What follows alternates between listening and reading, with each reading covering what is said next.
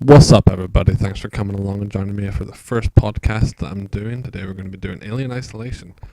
And to me, this game is the most evil game I've ever played. If you've never played it, you're probably wondering what's so bad about it. Play it and you'll see. If you have played it and you say it's not that bad, then you need to shut up and stop your lies, because this game is amazing. Sega really hit the mark here.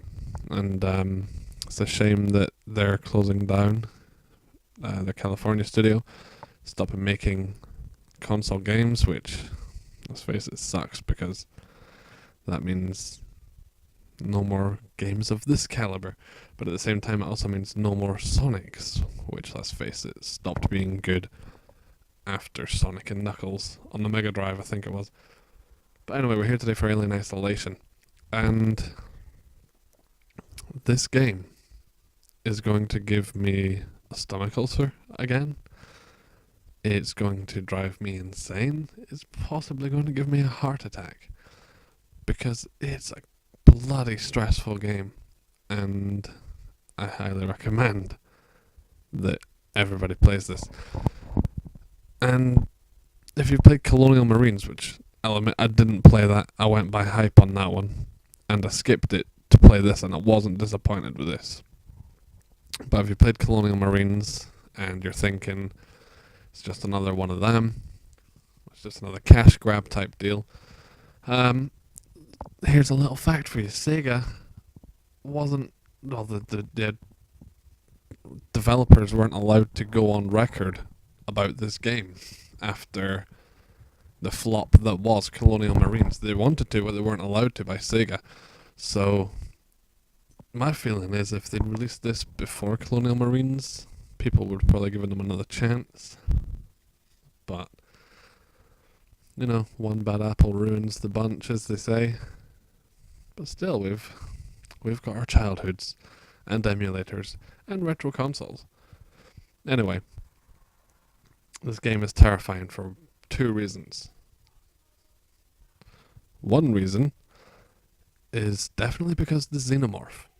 It learns to hunt your ass. That's what it does, because I read up on this, and the way they've developed the AI for it is for it to be sort of a learning AI, and it will physically hunt you out. If it hears something, it's going to check a locker. If it sees an open air vent, it's going to look in the air vent for you eventually. They've programmed it to learn by sight and smell. Obviously, it can't smell you, but the character in the game, and sound. So later on in the game, you try and run away, it's going to get you. And luckily for me, so far, it's not learned that far yet, because I've managed to run away a couple of times around a couple of corners, and it's not heard me. And I escaped, which, let's face it, is, oh my god, it makes you happy. It took me a half hour just to do one part earlier on. And the second part, you know, that makes this game so good and terrifying is the fact that it draws you in. You really have to play this on your own, because, like I was saying the other day there, it's like Outlast in that sense.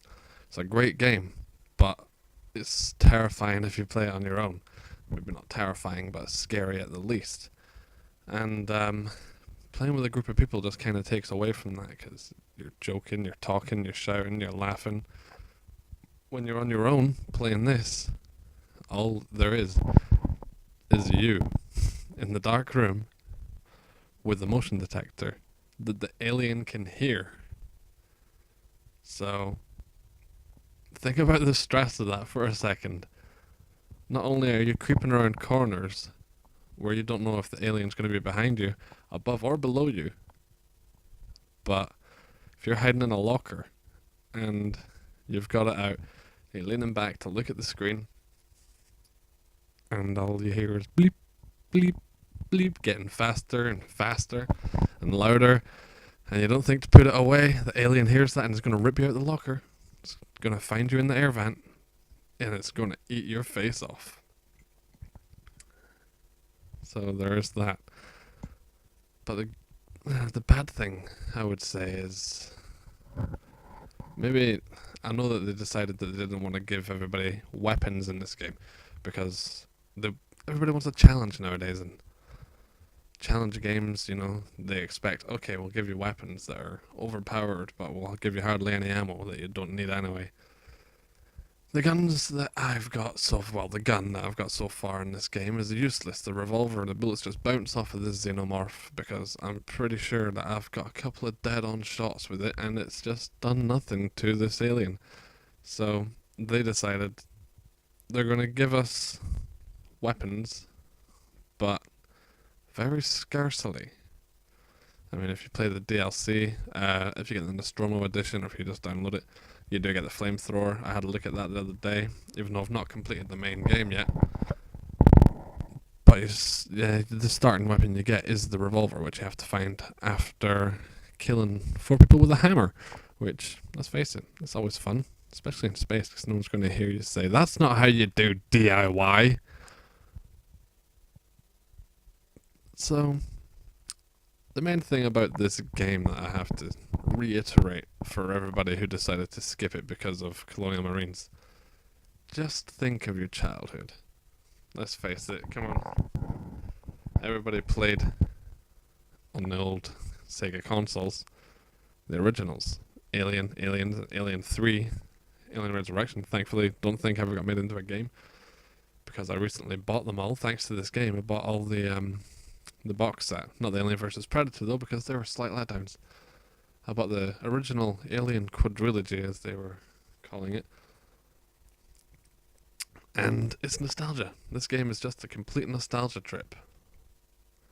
So, if you grew up in the 80s, 90s, or if you just believe the hype from Alien vs Predator, if you were born later than that, definitely play this game, give it a try. You're not going to be disappointed. I've not completed it yet, I'm nowhere near completing this game yet. But, I don't want to at the same time. The game is that stressful. I genuinely don't want to put the time in. I was playing it the other day, they were streaming it over Twitch. Link in the description. But it was seriously making me feel sick to my stomach. The stress was that bad that I had to stop after one checkpoint. The checkpoint that took me a half hour to reach after dying a couple of times. But once I got that checkpoint, it was just like the greatest thing ever. And that's one of the other reasons that make this game amazing. It's not easy. Too many games are out there as labelled as the next big thing in the horror genre, or the next big thing in the puzzle world, and they're just not. I mean, I would only liken this game to Outlast for its targets and its setting, and it's just everything is surrounding the music. The music is just drives you insane in a good way. This game just sucks you completely in, and as I say, you need to play this game on your own, or at least with somebody else who's into these type of games, who will just be quiet and watch, because talking will ruin this game. And I guarantee you there's going to be people out there laughing. But it doesn't matter. This microphone won't pick it up. This is a fancy microphone. A new microphone I'm using today. Anyway, I guarantee you're going to love this game. It's going to scare the pants off of you. And if it doesn't, you're lying to yourself. Or you're dead inside. I'm pretty dead inside, but this game still makes me crap my pants. I will complete it eventually. Just slowly. Very slowly. I've been using the excuse of Dragon Age, which I've logged in over 100 hours. But that's neither here nor there. The important thing today is I'm admitting I'm too scared to play this game. And it's not a fear of like, oh, I think the alien's going to get me. It's just stress. I've never played such a stressful game in my life. And I've played a lot of games. But hey, it's up to you to decide. You should go out and buy it. I'm pretty sure it's on offer in a few places. I got it for Christmas, so I don't know the price. And yeah, it's February now, and I'm hardly anywhere in it. So yeah, thanks for stopping by. Definitely go buy this game. Absolutely, 100% get it. And when you do, if you've watched this, you should leave a comment underneath about, you know, how you're feeling about it so far. I mean, you could be just in the first chapter, because it starts straight away, basically. Well, maybe not straight away, the first mission's a bit slow, and it takes an hour before you actually see any xenomorphs. But besides that, it's an amazing game. It's well worth it.